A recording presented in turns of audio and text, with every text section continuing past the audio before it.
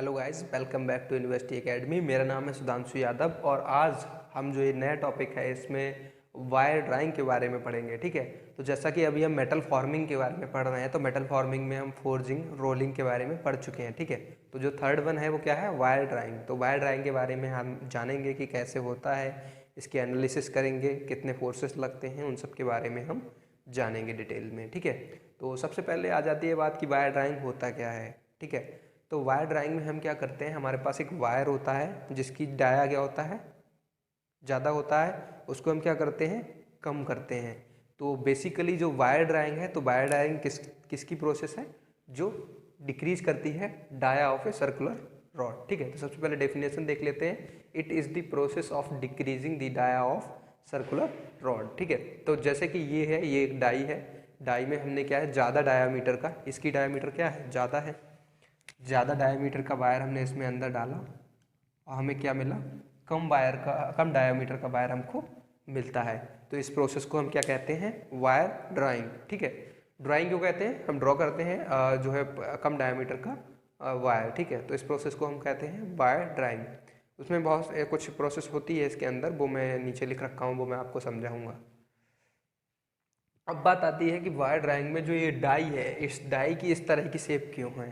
ठीक है, तो सबसे पहले एक एग्जांपल आपको बताता हूँ। आपने वो शॉर्पनर देखा होगा। ठीक है, जब आप पेंसिल यूज करते रहे होंगे तो आपने शॉर्पनर देखा होगा। तो शॉर्पनर में क्या होता है, जब हम अपनी पेंसिल डालते हैं छीलने के लिए, ठीक है, तो क्या करते हैं, उसमें जो अंदर उसकी शेप होती है वो कैसी होती है, कॉनिकल कॉनिकल होती है। ठीक है, तो अगर हम क्या बिना उसको रोटेट किए क्या पूरी पेंसिल उसके अंदर डाल सकते हैं, घुसा सकते हैं, नहीं ना। जब तक उस पर उसके जो डायामीटर है, उसका जो जो हम पेंसिल अंदर डाल रहे हैं, जब तक हम उसको रोटेट करके जो उसका आगे का पार्ट छील नहीं जाता, जब तक कि उसका डायामीटर कम नहीं हो जाता, हम उस तब तक उसमें अंदर जो है पेंसिल नहीं डाल सकते। सेम प्रोसेस यहाँ पर है। यहाँ पर क्या है, जो डाया है, डाई है हमारी, वो किस किस शेप की है, वो कॉनिकल शेप की है। ठीक है, तो यहाँ से क्या होता है, इसका डायामीटर क्या होता है, कम होता है। यहाँ पर जो है डायामीटर इसका कांस्टेंट रहता है और फिर वो इंक्रीज हो रहा होता है। ठीक है, तो इस तरह की एक हमारी डाई होती है और हम इसको यूज करते हैं वायर ड्राइंग के लिए। ठीक है, तो जब आप कोई भी आप यूट्यूब पर कोई भी वीडियो देख सकते हैं जहाँ पर वर्किंग दिखाएंगे वो आपको कि वायर ड्राइंग की वर्किंग होती कैसे है। तो एक बहुत ये सिस्टमेटिक प्रोसेस होती है जिसमें कि वायर जो है एक पुल फोर्स लगाया जाता है, इस तरफ से पुल किया जाता है, उसको खींचा जाता है। ठीक है, तो वो जो वायर अंदर जो उसका डायमीटर डिक्रीज हो रहा है, वो अपने आप इधर इसकी तरफ मशीनों के थ्रू खिंचता है। ठीक है, खींचा जाता है, इसीलिए मैंने यहाँ पर लिख रखा है पुल। ओके, तो अब नेक्स्ट हम पढ़ते हैं। नेक्स्ट इसमें क्या लिखा है, it is the cold working process, therefore the incoming rod must be free from scale and rust at the surface. देखिए, ये क्या है, एक कोल्ड वर्किंग प्रोसेस है। ठीक है, हॉट वर्किंग प्रोसेस नहीं है, क्या है, कोल्ड वर्किंग प्रोसेस है। ओके, तो कोल्ड वर्किंग प्रोसेस में गाइस क्या होता है कि हम किसी भी जब प्रोसेस करते हैं, लाइक ये वायर ड्राइंग है, तो यहाँ पर जो हम रॉड को भेज रहे हैं, ठीक है, जो इस रॉड को हम भेज रहे हैं, ये क्या होनी चाहिए, ये स्केल्स और रस्ट से फ्री होनी चाहिए। ठीक है, इसके ऊपर कोई भी ऐसी एक्टिविटी या कोई भी ऐसा स्केल्स नहीं होनी चाहिए जिससे कि इसको आगे चल के दिक्कत हो। ठीक है, और बात आ जाती है, हाँ, सबसे पहले डाई की, कि डाई किस तरीके से इसमें वर्क करती है। लाइक मैंने यहाँ पर ये बना रखा है। ठीक है, ये जो मैंने डायग्राम यहाँ पर बना रखा है, इसमें जो ये डाई है, ठीक है, ये दो जो डाई है वो कुछ इस तरह की होती हैं। अब आप इसको समझ रहे होंगे डायग्राम के थ्रू, कुछ कुछ मैंने आपको समझाने की कोशिश की है इस डायग्राम के थ्रू। ये 3 हैमर है, लाइक आप एज्यूम कीजिए ये 3 हैमर है। ठीक है, इन तीनों हैमर को जब हम एक बिल्कुल आसपास में जोड़ देंगे तो क्या बन जाएगा, एक सर्कल बन जाएगा। थोड़ा सा आप दिमाग लगाइए, ये एक हैमर है, ये एक हैमर है, और नंबर 3 हैमर क्या है, ये। अगर हम तीनों को एक आस पास ले आए तो क्या बना लेंगे, ये एक सर्कल, ऐसे करके सर्कल बना लेंगे, है ना। ये एक कुछ इस तरीके का सर्कल बना लेंगे। ओके, इन तीनों जब डाई को हम पास पास लाते हैं, तो जो ये डाई है वो क्या है, वो इन तीनों हैमर्स का एक मिक्सचर है। ठीक है, इन तीनों हैमर्स को अगर हम मिला दें तो कुछ इस तरीके की डाई होती है। इसकी जो अंदर की जो शेप होती है वो कॉनिकल होती है। ठीक है, तो होता क्या है बेसिकली, और ये क्या कर रहे होते हैं, ये रोटेट भी कर रहे होते हैं। ठीक है, ये क्या कर रहे होते हैं, रोटेट भी कर रहे होते हैं, अपनी एक्सेस के अलावा ये रोटेट भी कर रहे होते हैं।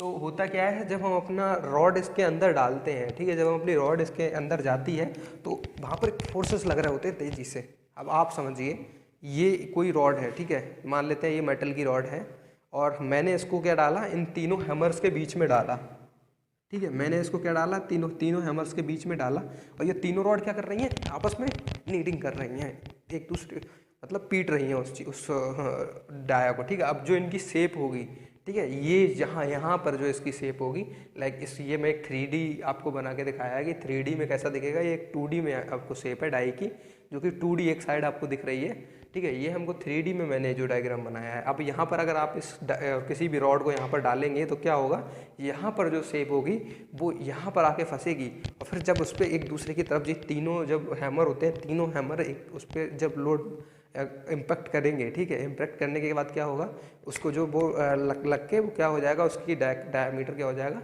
डिक्रीज हो जाएगा। ओके, तो यहाँ से आप समझ सकते हैं इसकी एक्चुअल जो वर्किंग होती है वो इस तरीके से होती है, ठीक है। इसको मैं मिटा देता हूँ।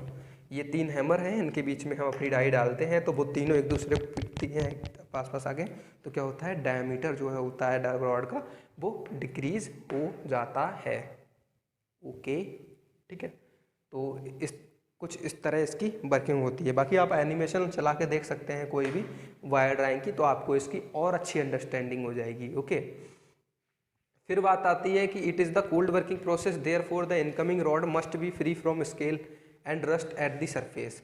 होता क्या है कि ये जो एरिया होता है यहाँ का, जो इसका डिफॉर्मेशन जोन होता है, इस डिफॉर्मेशन जोन में जब ये एक दूसरे के ऊपर जो है फोर्स इम्पैक्ट लगाता है, तो अगर मान लो यहाँ पर इसके कोई स्केल्स, रस्ट, इम्प्योरिटीज़ हैं, ठीक है, अब वो इम्प्योरिटीज़ क्या होंगी, यहाँ पर जाएंगी, ठीक है, यहाँ पर जाएंगी, जब इम्पैक्ट लगेगा तो वो क्या होंगी, वो उसका जो डायामीटर होगा वो डिक्रीज हो जाएगा, और शायद वो इम्प्योरिटीज़ उस मेटल रॉड के अंदर भी दब सकती हैं, ठीक है। वो जो स्केल्स और रस्ट है, वो स्केल्स रस्ट क्या हो सकता है, इसके अंदर भी दब सकता है कहीं पर, ठीक है।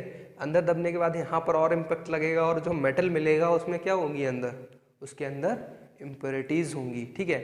अब चूंकि ये जो वायर ड्राइंग जो यूज़ होती है वो कहाँ होती है, एयरक्राफ्ट्स में, ठीक है। एयरक्राफ्ट्स में जो वायर यूज़ किए जाते हैं वो वायर ड्राइंग के थ्रू ही हमको मिलते हैं, ठीक है। तो अगर अब आप समझ लो किसी एयरक्राफ्ट में कोई ऐसा इंजीनियर है जिसको ये मालूम ही नहीं है कि स्केल्स और रस्ट की भी नाम की भी कोई चीज़ होती है, उसने ऐसे ही ला के रॉड वायर ड्राइंग कर दी उसकी, और हमारे लिए जो वायर मिला वो जाके उसने एयरक्राफ्ट में यूज कर लिया, ठीक है। अब हम उड़ रहे हैं 36,000 फीट की ऊंचाई पे, ठीक है, हम उड़ रहे हैं 36,000 फीट की ऊंचाई पे, अब मालूम पड़ा वहाँ वो फेल हो गया, तो क्या हो जाएगा, ठीक है। अब तो क्या होगा, तो वहाँ से हम 36,000 लाइट ईयर्स अभी चले जाएंगे, सारे के सारे जितने प्लेन में बैठे होंगे, ठीक है।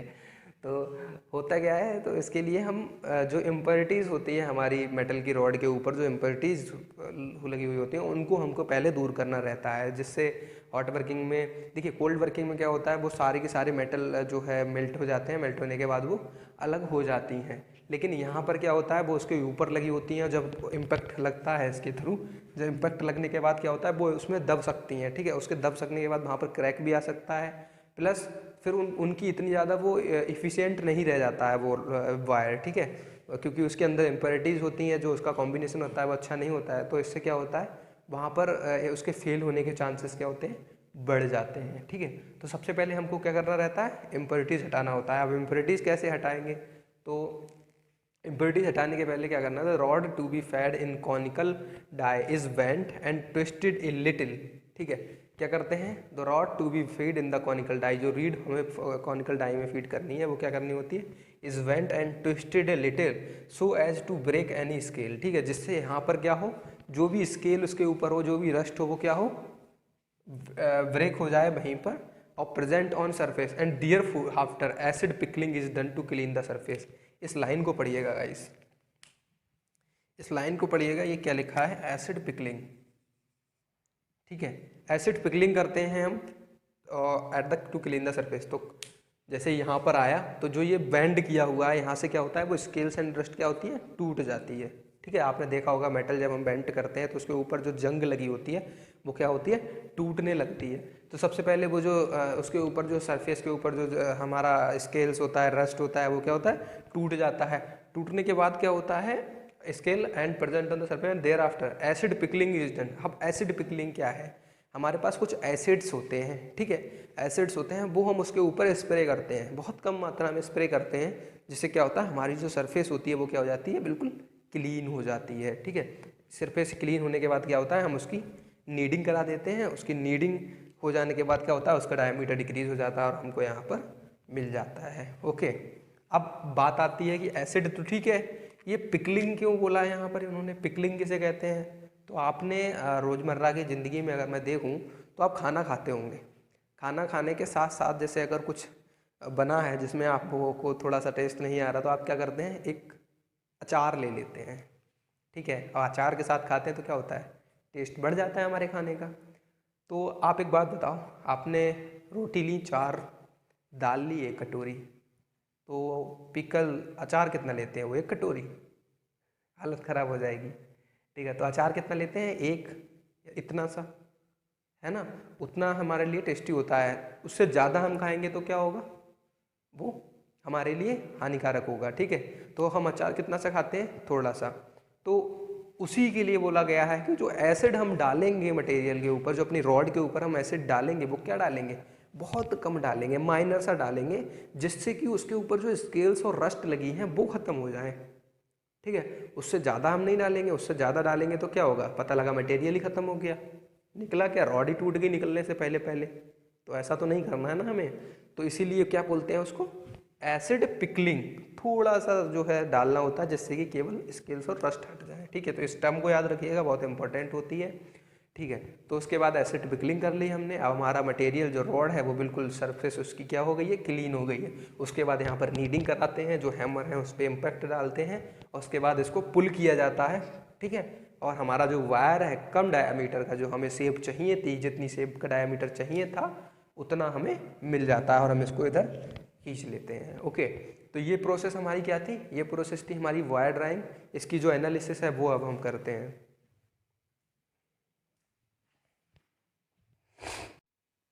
एनालिसिस शुरू करते हैं जो वायर ड्राइंग की, जो भी हमने अभी डेफिनेशंस पढ़ी थी, किस तरीके से वायर ड्राइंग होती है। अब हम इसमें जो भी स्ट्रेसेस लग रही हैं उसके बारे में जो है डिस्कस करते हैं, ठीक है। तो लाइक मैंने ये कि छोटा सा एक उसका बना लिया है डायग्राम। लाइक मैंने और डाई नहीं दिखाई है, सिर्फ उसका जो पोर्शन कॉनिकल पोर्शन और जो कांस्टेंट रहता है जिसका डायमीटर, वो वाला पोर्शन मैंने यहाँ पर शो किया है, क्योंकि यही इम्पोर्टेंट है और डेरिवेशन के पॉइंट ऑफ व्यू से, ठीक है। तो क्या किया है मैंने, जस्ट एक ये जो है हमारी रॉड है, जिसका ये डायमीटर है, मैं मान लेता हूँ जो इसका इनिशियल डायमीटर है वो DI है, तो जो इनिशियल जो इसकी रेडियस होगी वो कितनी होगी, RI होगी, ठीक है। तो मैंने इसकी जो रेडियस है वो एज्यूम कर ली है। अब यहाँ पर जो इसकी इतनी जो रेडियस होगी वो क्या है, R0, ठीक है, फाइनल रेडियस होगी। ओके, ये क्या लग रहा है, बैक पुल लग रहा है, और जो ये लगा रहे हैं हम वो ड्राइंग स्ट्रेस है, जो हम ड्राइंग कर रहे हैं उसमें से डाई के अंदर से, वो ये जो कौन सी स्ट्रेस लग रही है वो लग रही है सिग्मा D, ठीक है, ये बैक पुल है। ओके, अब हमने क्या किया, जो हमारा यहाँ पर, ठीक है, जहाँ पर जी इसकी जो कॉनिकल शेप है वहाँ पर हमने क्या किया, एक स्ट्रिप कंसीडर कर ली है, ठीक है, स्ट्रिप कंसीडर कर ली है। स्ट्रिप की जो थिकनेस है वो कितनी है, स्ट्रिप की जो थिकनेस है वो हम कितनी मान लें, वो हम मान लेते हैं DX। ये DX थिकनेस का एक जो है हमारी स्ट्रिप है, इसकी ये जो मीडियम लाइन, मेन लाइन है, ठीक है, मेन लाइन से जो इसकी जो हाइट है, जो इसकी हम बोल सकते हैं जो इसकी रेडियस है वो कितनी है, R है, और जो मेन लाइन से जो इस तरफ की जो इसकी रेडियस है वो कितनी, R+DR है। तो आप समझते होंगे कि जो कॉनिकल है, तो कॉनिकल के आपने पहले भी डेरिवेशन किए होंगे, तो कॉनिकल में ये साइड जो होती है कुछ बड़ी होती है, ये साइड क्या है, छोटी है, तो इसको हमने R+DR मान लिया है, इसको हमने R मान लिया है। ओके, इतना करने के बाद हम स्ट्रेसेस देखते हैं कि स्ट्रेसेस इसमें कितनी लग रही होंगी। तो हम एज्यूम करते हैं कि ये जो स्ट्रेस लग रही है वो सिग्मा X है, और इधर जो स्ट्रेस लग रही है उसे हम कितना मान लें, sigma X + D sigma X, ठीक है, sigma X + D sigma X। अब जो हमने पिछली बार भी पढ़ा था, हमने रोलिंग में भी जिस चीज़ को पढ़ा था कि जो इसकी जो ये वाला जो जोन है उसमें इस पर कुछ फ्रिक्शनल फोर्सेस भी लग रहे होंगे, ठीक है, फ्रिक्शनल फोर्सेस भी लग रहे होंगे। तो मैं मान लेता हूँ कि यहाँ पर जो है इस पर एक पी एक्स का जो है फोर्स, नॉर्मल फोर्स एक्ट कर रहा है, ठीक है, पी एक्स का एक नॉर्मल फोर्स एक्ट कर रहा है। इसका मतलब वहाँ पर फ्रिक्शन फोर्स भी एक्ट कर रहा होगा, जो कि क्या होगा, हमारा डाई क्या जा रही है, वो हमारा जो रॉड है वो कहाँ जा रही है, अंदर जा रही है। रोड को किस तरफ की तरफ डायरेक्ट मूव कर रही है, वो इस तरफ मूव कर रही है। तो इसका जो फ्रिक्शन फोर्स लग रहा होगा वो किस तरफ लग रहा होगा, वो कुछ इस तरफ लग रहा होगा, ठीक है। फ्रिक्शन की जगह हम इसको डायरेक्ट बोल देते हैं म्यू पी एक्स।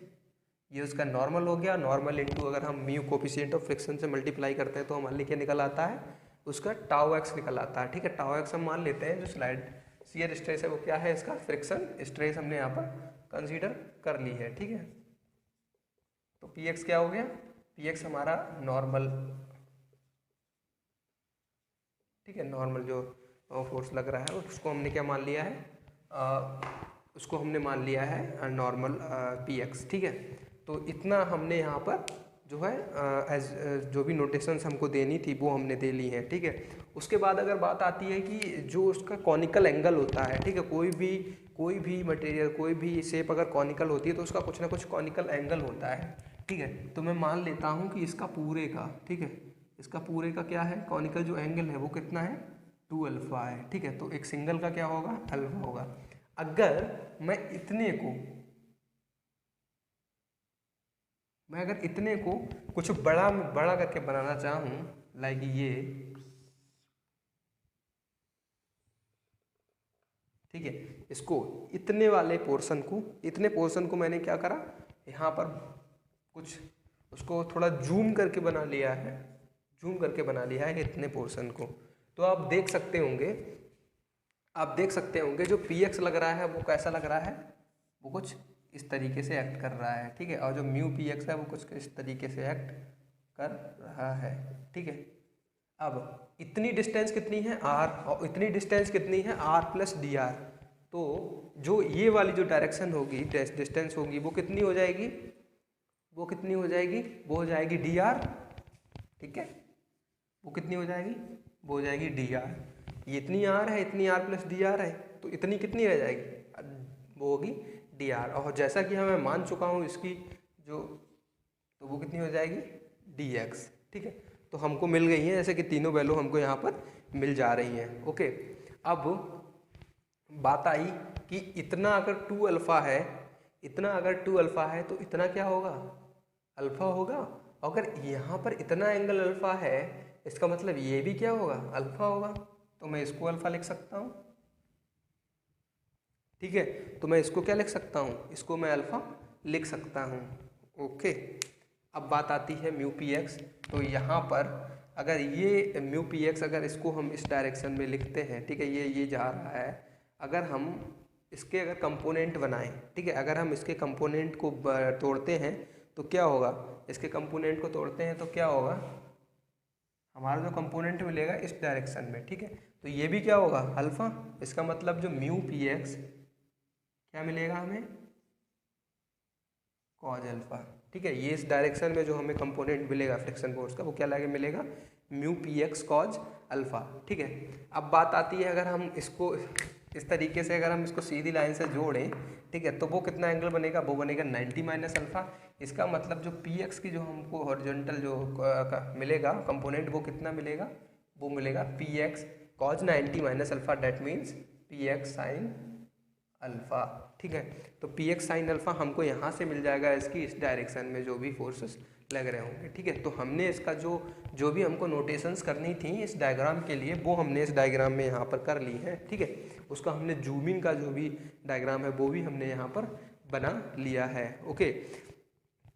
उसके बाद आती है अलोंग एक्स एक्सिस। अगर हम बात करते हैं कि जो भी फोर्सेस हैं यहाँ पर लग रहे हैं उनको बैलेंस करने की, ठीक है। तो अलोंग एक्स एक्सिस,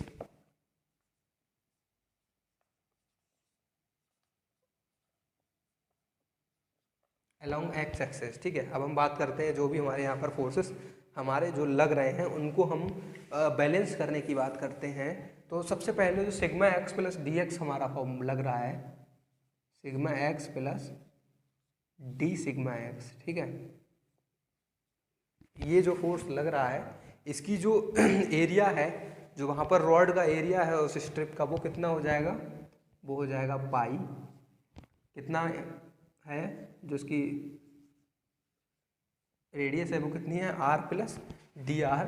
तो इसका क्या करेंगे हम, स्क्वायर। यही तो फॉर्मूला होता है किसी भी रॉड, किसी भी सिलेंड्रिकल रॉड के जो एरिया की अगर हम बात करें तो यही होता है फॉर्मूला, पाई आर स्क्वायर। तो pi r plus d r का होल स्क्वायर, ठीक है। अब हम बात करते हैं, ये साइड लग रहा है वो उसके अपोजिट साइड लग रहा है, तो उसको हम क्या मानेंगे, माइनस। माइनस क्या हो जाएगा, सिग्मा एक्स इंटू यहाँ का एरिया क्या है, r, pi r square, radius है आर, सॉरी, एरिया क्या हो जाएगा, पाई आर स्क्वायर, ठीक है, पाई आर स्क्वायर। देन बात करते हैं अगर हम कि जो हमारा टाउ एक्स है, म्यू पी एक्स को अगर हम टाउ एक्स भी बोल सकते हैं। तो अब बात आती है कि अगर हम अब जो हमारा जो फ्रिक्शनल स्ट्रेस लग रहा है उसकी स्लाइडिंग स्ट्रेस है म्यू पी एक्स, अगर हम उसकी बात करें तो म्यू पी एक्स, अब म्यू पी एक्स को हम क्या लिख सकते हैं, थोड़ा सा इजी हो जाएगा हमारे लिए कैलकुलेशंस में, तो हम उसको क्या लिख सकते हैं, टाउ एक्स, ठीक है। तो tau x into tau x into cos alpha into जो इसका फोर्सेस की जो वैल्यू होगी वो कितनी हुई, कॉज अल्फा, और जो वो लग रहा है वो किस एरिया पे लग रहा है, इस पर। तो सबसे पहले हम ए सी की वैल्यू निकाल लेते हैं, ठीक है। तो अगर ए सी की वैल्यू हमको निकालनी रही तो हम क्या करेंगे, त्रिभुज ए बी सी में, ट्रायंगल ए बी सी में अगर हम बात करें कॉज अल्फा की, कॉज अल्फा की वैल्यू कितनी होगी, बेस अपॉन हाइपो ए सी क्या हो जाएगी, डी एक्स अपॉन ए सी। तो अगर हम ए सी की बात करें तो ए सी हमारे लिए क्या मिलेगा, d x upon cos alpha. A C की वैल्यू यहाँ पर हमको मिल गई, ये वाली जो वैल्यू हमको मिल जाती है यहाँ पर, उसको हम क्या लगाएंगे, A C d x into cos alpha. तो अगर हम बात करें तो इसके 2 pi r into d x upon cos alpha, ठीक है, 2 pi r d x upon cos alpha. Okay, तो ये वैल्यू हो गई हमारी फोर्स की, ये डी एक्स कॉज अल्फा, तो यहाँ से कॉज अल्फा, खैर वो अभी थोड़ा सा रुक के काटेंगे उसको, माइनस, ठीक है। अब पी एक्स जो लग रहा है, पी एक्स की वैल्यू भी किधर लग रही है, इसी साइड में, तो P x into sine alpha, ठीक है, इंटू 2 पाई आर, ये भी क्या होगा, d x upon cos alpha, 2 pi r into A C की वैल्यू क्या है हमारी, d x upon cos alpha, ठीक है। तो 2 pi r into d x upon cos alpha, okay, ठीक है। तो इसको हम क्या कर देंगे, ये किसके इक्वल होगा सर, 0 के, क्योंकि हम फोर्स बैलेंस कर रहे हैं तो हमने सारे फोर्सेस को क्या कर लिया, बैलेंस कर लेंगे, ओके। तो यहाँ से अब थोड़ा सा आपको कैलकुलेशंस का ध्यान रखना रहेगा यहाँ पर। जैसे कि अगर मैं कैलकुलेशंस की बात करूँ तो सबसे पहले पाई आर प्लस डी आर का फॉर्मूला हमको क्या रहेगा, खोलना रहेगा। फिर sigma x plus sigma D x D sigma x से हमको क्या करना रहेगा, मल्टीप्लाई करना रहेगा, ओके। तो जैसे कि मैं अभी करता हूँ सिग्मा एक्स, देखिए थोड़ा सा ध्यान रखिएगा यहाँ पर जो भी मैं समझा रहा हूँ, ठीक है। सबसे पहले हम सिग्मा एक्स की मल्टीप्लाई करना शुरू करते हैं, तो sigma x into pi r square, क्योंकि इसको हम जब ओपन करेंगे स्क्वायर को तो पाई यहाँ पर क्या हो जाएगा, r square plus d r का whole square plus 2r d r, ठीक है। तो sigma x into pi r square plus sigma x into pi. अब देखिए सेकंड में आपको एक और बात बता दूं, देखो यहाँ पर भी पाई है, इसमें भी पाई है, इसमें भी पाई है, इसमें भी पाई है, तो क्या करेंगे हम, पाई को कैंसिल आउट कर देंगे, जिससे कि हमारी कैलकुलेशंस भी क्या हो जाएंगी, इजी हो जाएंगी, ठीक है। पाई को हमने क्या कर दिया, कैंसिल आउट कर दिया, तो पाई हमारी बीच में नहीं आएगी, पाई क्या आएगी, ठीक है। हमारा काम खत्म, अब हम जाते हैं, चलो अब हम चलते हैं, ठीक है। तो sigma x into r square, okay. अब थोड़ा सा sigma x into r square plus sigma x into d r square, इसको हम ब्रैकेट के अंदर लिखेंगे, sigma x into d r square plus sigma x into 2r d r, ठीक है, sigma x into 2r d r plus, अब बात आती है डी सिग्मा एक्स की। सिग्मा एक्स बोला सर हम तो, हमारा काम तो हो गया, हमने जो जो मल्टीप्लाई करना था हमने कर लिया, अब कौन करेगा, अब आप करोगे, ठीक है। अब आप करोगे अपना काम। तो डी एक्स बोला, डी सिग्मा एक्स बोला, ठीक है, अब हम भी कर लेंगे। तो डी सिग्मा एक्स की अब अगर आर से मल्टीप्लाई करें तो कितना आएगा, d sigma x into r square.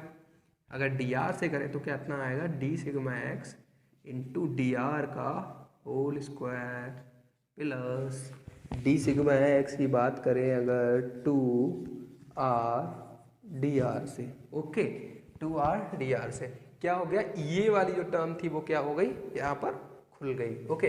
अब बात आती है माइनस का sigma x into r square, ठीक है, ये वाली भी टर्म लिख ली हमने। इसको हम अगर बात करें तो कॉज अल्फा से क्या होगा, कॉज अल्फा कैंसिल हो जाएगा, इसका मतलब है यहाँ पर क्या वैल्यू आएगी, माइनस का two tau x into r d x, ठीक है, two tau x minus two tau x r d x minus, अगर साइन अल्फा और कॉज अल्फा की बात करें तो ये क्या बना लेंगे, ये बना लेंगे टेन अल्फा। टेन यहाँ पर क्या हो जाएगा, माइनस का two p x r d x tan alpha, ठीक है, ये किसके इक्वल हो गया, जीरो के। अब देखिए गाइस, देखो ऐसे क्या होते हैं, ऐसी जो एनालिसिस होती हैं वो काफ़ी वास्ट होती हैं, काफ़ी बड़ी होती हैं, समझ आपको थोड़ा सा प्रॉब्लम होगी, लेकिन आप अगर उसको ध्यान से समझेंगे, अगर आप इसको ध्यान से करेंगे तो आपको इसको कोई रटने की ज़रूरत नहीं है, कोई भी आपको इसको दोबारा से बार बार करने की, अगर आप एक बार अच्छे से कर लेंगे तो आप, क्योंकि कैलकुलेशन है, कैलकुलेशन के अलावा ऐसा कोई आपको दिमाग नहीं चलाना है, ऐसा कोई इतना ज़्यादा याद रखने की कोई भी ज़रूरत नहीं है, बस आपको थोड़ा सा डायग्राम के बारे में याद रखना है, बाकी आप करते चले जाएंगे। एग्जाम्स में बहुत इंपॉर्टेंट होती है लॉन्ग आंसर में, ठीक है, अगर आ गई इसका मतलब है नंबर पक्के, ठीक है, आपको बस ये करना ही करना है, ठीक है। तो बात आती है कि अब यहाँ पर हमको कुछ काटना पीटना रहेगा, तो अब हम काटना साउथ की मूवी बनाते हैं, काटते हैं पीटते हैं, तो मैंने इसको कर लिखा है रेड से, तो अब काटेंगे हम ब्लू से, okay. Sigma x into r square को sigma x into r square ख़त्म, ठीक है। सिग्मा, अब देखो ये जो दो दो D sigma x d r, ठीक है, d sigma x d r, ठीक है, d sigma x d r, तो हम इनको क्या कर दें, इनको लेके चल के क्या फ़ायदा, देखो ये तो हैं खुद बहुत छोटे, अब एक भिखारी दूसरे भिखारी से मिलेगा तो क्या होगा, गरीबी बढ़ाएगा, तो d sigma x into d r square क्या हो जाएंगे, इसको भी हम क्या कर दें, ख़त्म कर दें, इनसे कोई इतना ज़्यादा फ़ायदा है नहीं, तो इनको भी हमने क्या कर दिया, ख़त्म कर दिया, ओके। इनको भी ख़त्म करने के बाद क्या होगा, अब हमारे पास लास्ट में क्या बचेगा, d sigma x r square sigma x d r, अगर हम चाहें तो क्या कर सकते हैं, इसको भी ख़त्म कर सकते हैं, क्योंकि डी आर है बहुत छोटा है, देखो यहीं पर मुझसे ना बनना था तो कंपोनेंट के अंदर कितना होता होगा, ठीक है, मुझसे ही नहीं बन रहा था ये, तो डी आर क्या होगा, और छोटा होगा, और उसको भी हम क्या कर दें स्क्वायर, तो अब क्या हो जाएगा, वो और ज़्यादा छोटा हो जाएगा, तो साहब हम कह रहे हैं यहीं छोड़ दो इसे, इन्हें ले जाके कोई फ़ायदा नहीं है, क्योंकि हमारी कैलकुलेशंस बहुत ज़्यादा हार्ड है, ठीक है। तो इसको भी हम क्या कर देंगे, यहीं छोड़ देंगे। हमारे पास बचा क्या, वो हम लिख लेते हैं, ठीक है, हमारे पास बचा क्या, हमारे पास कुछ नहीं बचा, into two r d r, ठीक है, plus d sigma x into r square, ठीक है। अगर हम बात करें आगे की तो यहाँ क्या बचा, two tau x r d x minus two p x, अच्छा आर भी तो सब में है, हैं? चलो लेके चलते हैं अभी, are d x tan alpha, ये हमारी क्या आ गई, वैल्यू आ गई कटने पीटने के बाद। यहाँ पर हम एक डिसीजन लेंगे, डिसीजन क्या लेंगे कि divide both sides by r square d r, किससे हम डिवाइड करेंगे, आर स्क्वायर डी आर। एक और यहाँ पर हमारा आता है चेंज कि आर स्क्वायर डी आर से हम क्या करेंगे, डिवाइड करेंगे, तो साहब जीरो कह रहे हैं हमें, तो तुम किसी से डिवाइड कर लो, चाहे मल्टीप्लाई कर लो, चाहे गुणा कर लो, चाहे कुछ भी कर लो, मैं क्या रहूँगा जीरो, मुझे पर कोई फ़र्क पड़ने वाला नहीं है, ठीक है।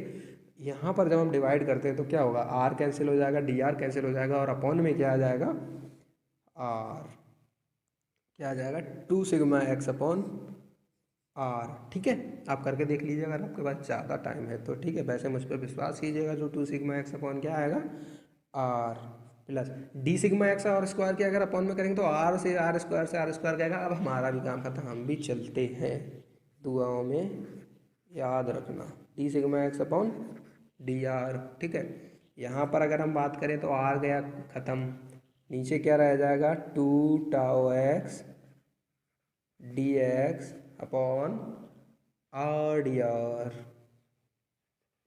ठीक है, minus 2 p x D x upon are d are. क्या बचेगा, 10 अल्फ़ा इज इक्वल्स टू 0।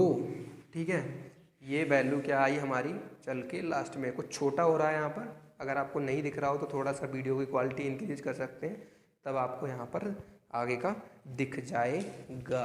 ठीक है, मिल गया। और थोड़ी सी मिस्टेक हुई है मुझसे, वो मिस्टेक थोड़ा सा ठीक कर लेते हैं कि इधर की जो फोर्सेस जिस तरह के जो वो लगते थे वो हमने क्या माने थे, sigma x plus d sigma x, हमने यहाँ पर प्लस माना था। क्योंकि जो mu p x sign alpha और जो mu p x sine alpha वो भी इसी साइड लग रहे हैं, तो इनको भी हमको क्या करना था, इनको भी हमको प्लस करना था। ओ भैया भारी मिस्टेक हो गई, तुम लोग ध्यान ही नहीं दिलाए, कमेंट सेक्शन में लिखने मत लग जाना कि मिस्टेक हो गई। ठीक है, तो प्लस यहाँ पर भी प्लस कर लेंगे, यहाँ पर भी प्लस कर लेंगे, यहाँ पर भी प्लस कर लेंगे, यहाँ पर भी प्लस कर लेंगे, हर जगह प्लस कर दो, हर जगह प्लस कर दो। ठीक है, अब देखो चूँकि अगर हम यहाँ पर जो हमारा ट्रायंगल था, अगर हम यहाँ से कॉट अल्फ़ा की वैल्यू निकालने की सोचें, हम थोड़ा सा मज़ा आ रहा है हमें कि कॉट अल्फ़ा की भी वैल्यू निकाल के देखते हैं, तो वो क्या निकलेगी, वो निकलेगी D R upon D x. Tan alpha क्या होता है, लंब बटे आधार। ठीक है, तो कॉट अल्फ़ा क्या होगा, आधार बटे लंब, आधार क्या है, डी एक्स। ठीक है, वो क्या हो जाएगा, D R d x upon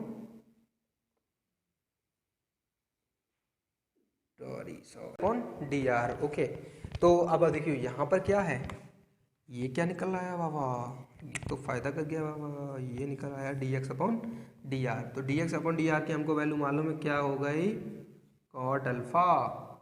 okay, अगर कॉट अल्फा और टेन अल्फा क्या कहते हैं कि हम दोनों पास पास नहीं रह सकते, हम दोनों को है दुश्मनी, क्योंकि कॉट अल्फा क्या हो जाता है, 1 upon tan alpha into tan alpha, और टेन अल्फा क्या जाता है, कट, तो आता क्या है 1। इसका मतलब है ये D x upon d r और टेन अल्फा संग संग नहीं रह सकते बाबा, ये दोनों क्या हो जाएंगे, कट हो जाएंगे। ठीक है, इसका मतलब अब बचेगा क्या हमारे पास बचा 2 सिग्मा एक्स अपॉन आर, और क्या बचा 2 पी एक्स अपॉन आर, और क्या बचा D sigma x upon d r, और क्या बचा 2 टाउ एक्स को क्या लिख लें, 2 म्यू पी एक्स लिख लें, तो ये क्या बचा r into d x upon d r. और d x upon d r को अगर हम लिखना चाहें तो हम क्या लिख सकते हैं, D x upon d r को अगर हम लिखना चाहें तो क्या लिख सकते हैं, अभी हमने निकाला, अरे बाबा इतनी जल्दी भूलेगा, कॉट अल्फा। ठीक है, d x upon d r को हम क्या लिख सकते हैं, कॉट अल्फा। ओके, अब थोड़ा सा हमको रहेगा मिटाना। ठीक है, इतना आप समझ चुके होंगे, मैं समझता हूँ, तो थोड़ा सा हमको मिटाना रहेगा इस साइड का पोर्शन, जिससे कि हम आगे का प्रोसेस जो है कंप्लीट कर सकते हैं।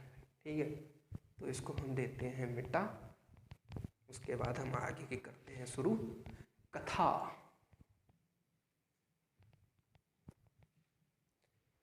ठीक है,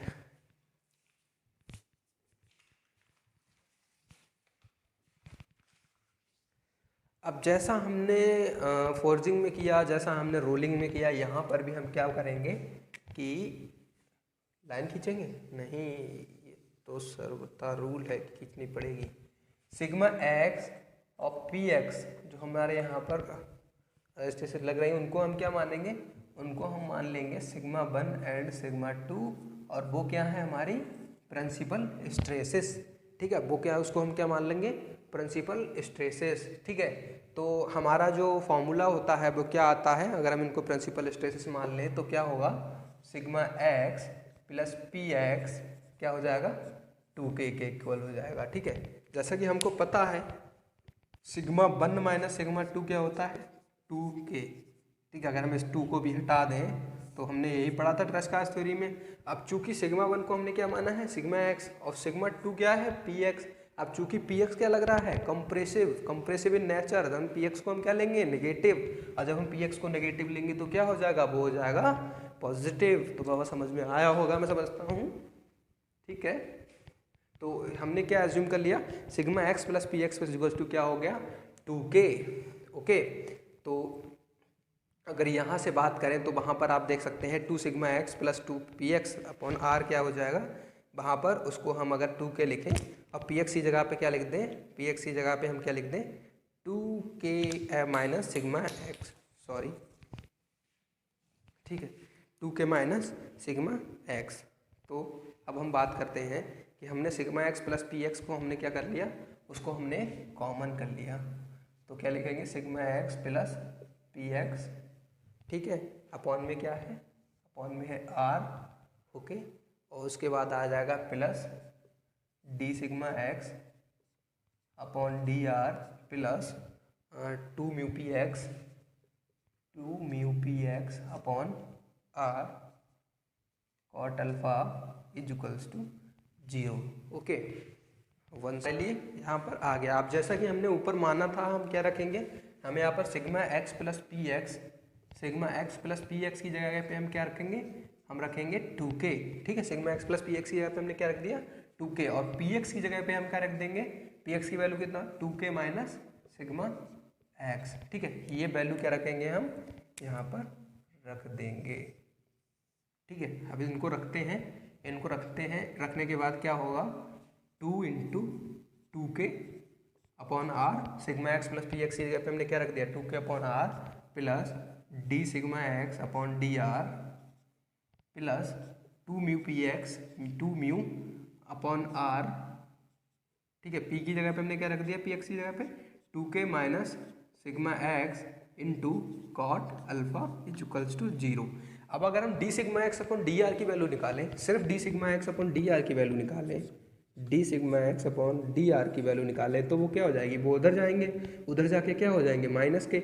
अब देखो 2 और आर कहाँ है, इसमें भी है, 2 और आर इसमें भी है, तो हम इसको क्या कर लेंगे, इसको कर लेंगे कॉमन। 2 अपॉन आर हमने क्या कर लिया, कॉमन। कॉमन करने के बाद क्या आएगा, ये उधर जाके क्या हो जाएगा, माइनस का हो जाएगा। हमने पहले ही माइनस कॉमन में ले लिया है तो इसका मतलब 2k आएगा कॉमन में। 2k और कॉमन आने के बाद जो बाकी का बचा हुआ उसको अगर हम कॉमन लेते हैं तो किस में आएगा, वो बचा हुआ वो आएगा यहाँ पर बचा म्यू, उसको लिख लेते हैं, और बचा कॉट अल्फा, उसको लिख लेते हैं, और ब्रैकेट में क्या बचा, 2k माइनस सिग्मा एक्स। ठीक है, ये हमारे पास बचा।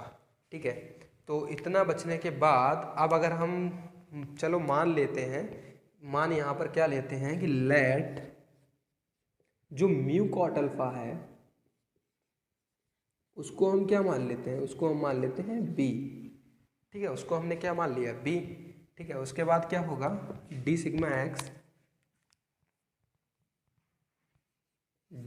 एक्स अपॉन डी आर लिख देते हैं, माइनस का 2/r 2k प्लस b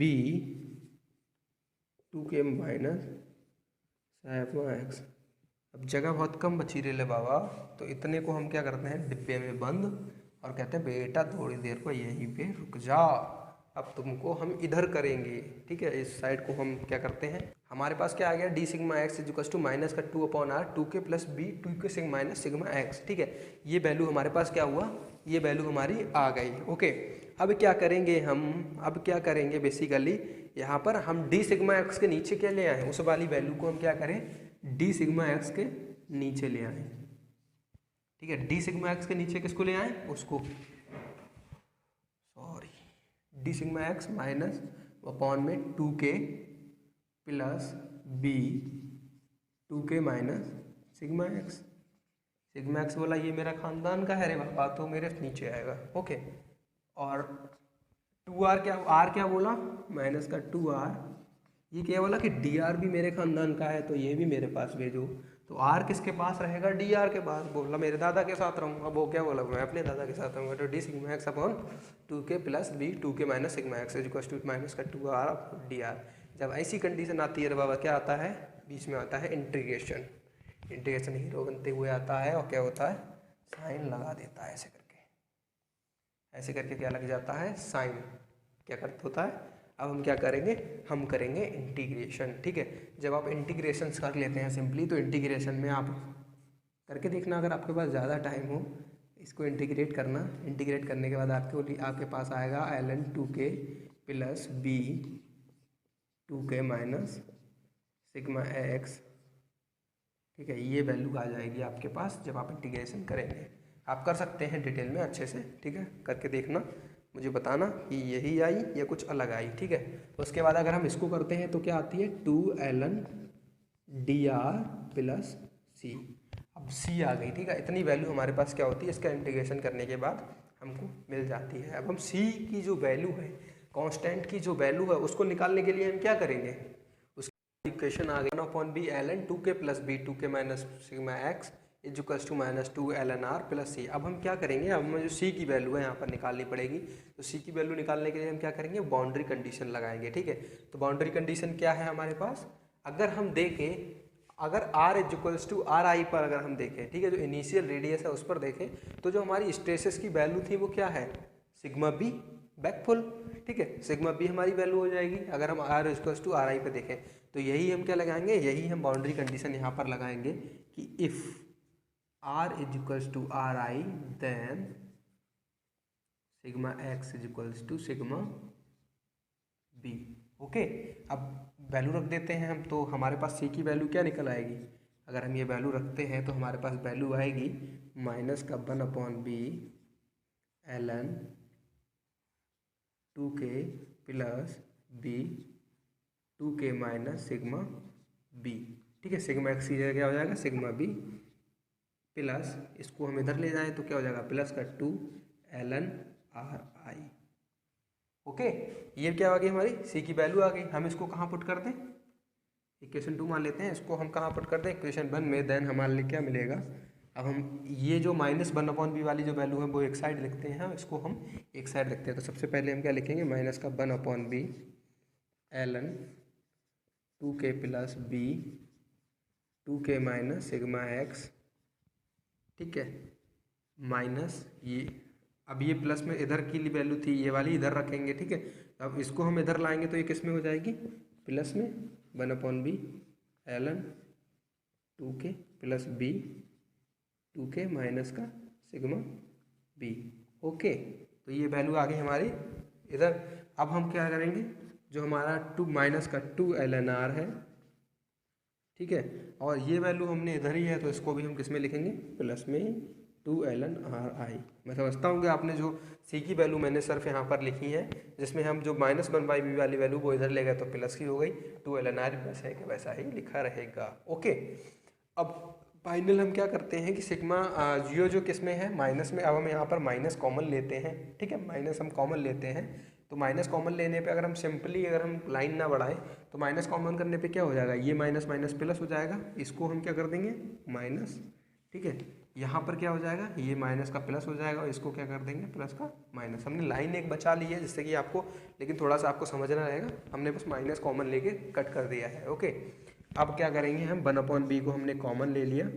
अगर हम 1/b को कॉमन लें तो ये दोनों क्या हो जाएंगे माइनस में, और चूंकि दोनों ln है, लॉग है, ठीक है, तो इनको क्या करेंगे, हमारे जो ln m minus ln n की जो प्रॉपर्टी होती है ln m अपॉन n की, ठीक है, तो वो हम यहाँ पर प्रॉपर्टी अप्लाई करते हैं। तो हमारे लिए क्या मिलेगा, हमारे लिए मिलेगा 2k plus b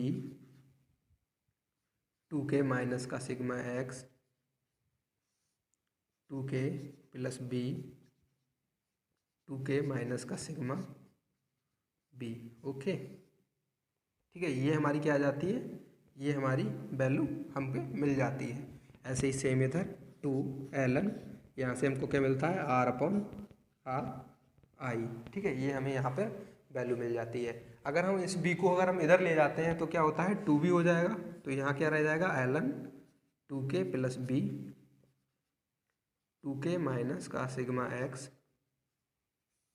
2k plus b 2k minus का सिग्मा b, ठीक है, प्लस इज इक्वल्स टू, अगर हम इस b को इधर ले जाएंगे तो यहाँ पर क्या हो जाएगा, यहाँ पर हो जाएगा 2b, और 2b को अगर हम यहाँ से यहाँ ले जाएंगे तो ये किसकी जब पावर में जाएगा, जैसा कि हम पढ़ चुके हैं n log m, ठीक है, n log m को क्या लिख सकते हैं log m की पावर n, ठीक है। तो हम क्या करते हैं इसकी पावर को हम इक्वल में 2 ln r upon r i की पावर 2 हम यहाँ से कट करके कहाँ लिख देते हैं, यहाँ पर, ठीक है।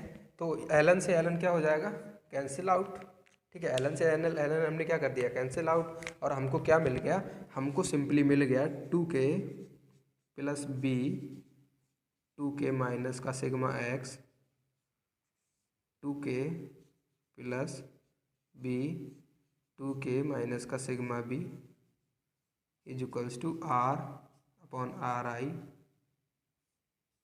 2b,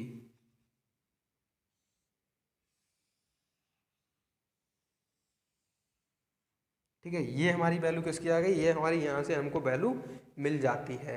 अब अगर इस वैल्यू को हम, अगर हम इस वैल्यू को भी हम ओपन करते हैं, इस वैल्यू को हम ओपन करते हैं तो इस वैल्यू को ओपन करने के बाद हमको क्या मिलता है 2k plus b, blue pen से लिखते हैं ज़्यादा विजिबल रहेगा आपको, 2k plus b 2k minus का sigma x is equals to r upon r i की पावर 2b इन 2, ये वैल्यू जो है नीचे वाली वो किस में चली जाएगी, मल्टीप्लाई में, क्या होगी 2k plus b 2k minus का सिग्मा b, ओके।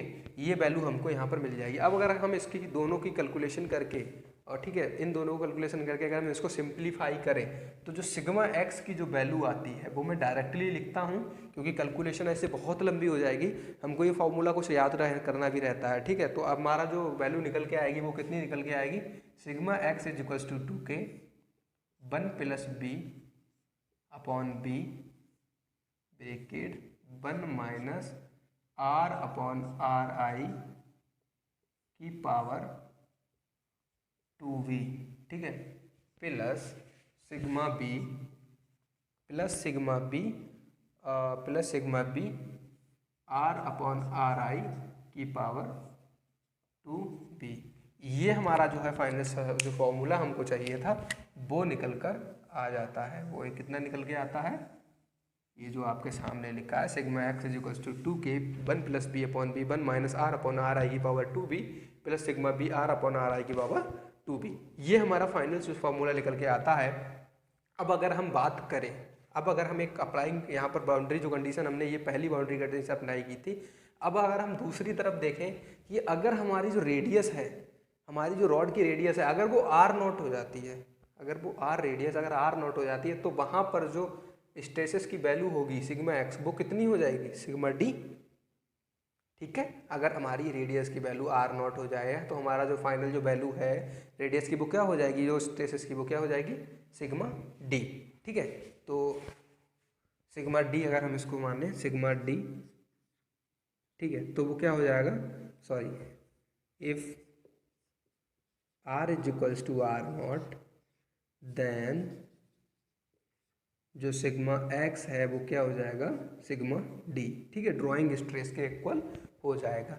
अब हम बात करें तो sigma d is equals to 2k 1 plus b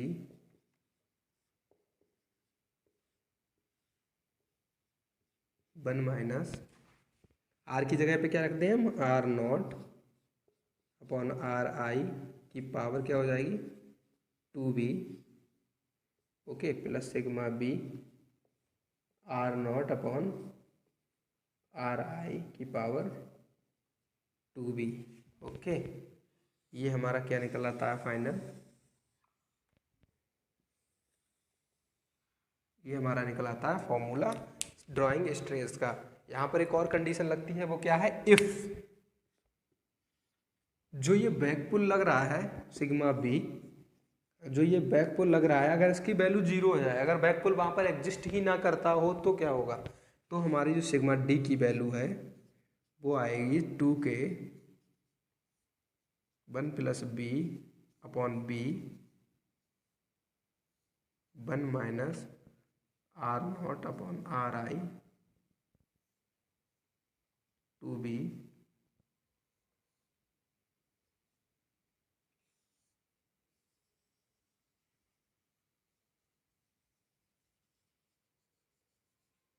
ठीक है।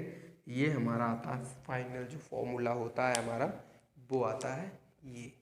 ठीक है, तो देखिए हमने इतना बड़ा डेरिवेशन किया, ठीक है, इतना बड़ा डेरिवेशन किया, इसका फाइनल अगर हम आउटपुट निकालें तो ये आता है। ये फॉर्मूला हमको बहुत ध्यान रखना होता है क्योंकि न्यूमेरिकल बन जाते हैं, ठीक है, पेपर में न्यूमेरिकल दे देते हैं कभी कभार। तो अब बाकी अगर आप देखें तो ये कोई हार्ड नहीं था, बहुत इजी, जो इजी डेरिवेशन है। बस हमको क्या करना है, डायग्राम ध्यान रखना है, कॉन्सेप्ट क्या था, कॉन्सेप्ट को ध्यान में रखना है, ठीक है। बाकी हमको बस कैलकुलेशन करनी है, बस थोड़ा लेंदी है, हार्ड नहीं है, टफ नहीं है, बस लेंदी है। एक दो बार अगर आप प्रैक्टिस करेंगे तो आपको आ जाएगा, ठीक है। इंपॉर्टेंट बहुत है, अगर मेटल फर्स्ट यूनिट में हम देखें तो काफ़ी इंपॉर्टेंट हो जाता है ये, ठीक है। तो आपको इसको पढ़ना रहेगा अच्छे से। अगर आपको इस वीडियो में कहीं पर भी कोई दिक्कत आई हो, कोई भी प्रॉब्लम आई हो, तो आप पूछ सकते हैं कमेंट सेक्शन में। अगर आपको वीडियो पसंद आई हो तो आप वीडियो को लाइक कर सकते हैं, यूनिवर्सिटी एकेडमी चैनल को सब्सक्राइब कर सकते हैं। और हाँ, अगर आपको हैंड रिटन नोट्स की ज़रूरत हो इस सब्जेक्ट के, जो मेरे हैंड रिटन नोट्स हैं, ठीक है, तो उसको अगर आपको चाहिए हो तो आप डिस्क्रिप्शन में एक लिंक दी होगी, वहाँ पर जाके आप उसे डाउनलोड कर सकते हैं।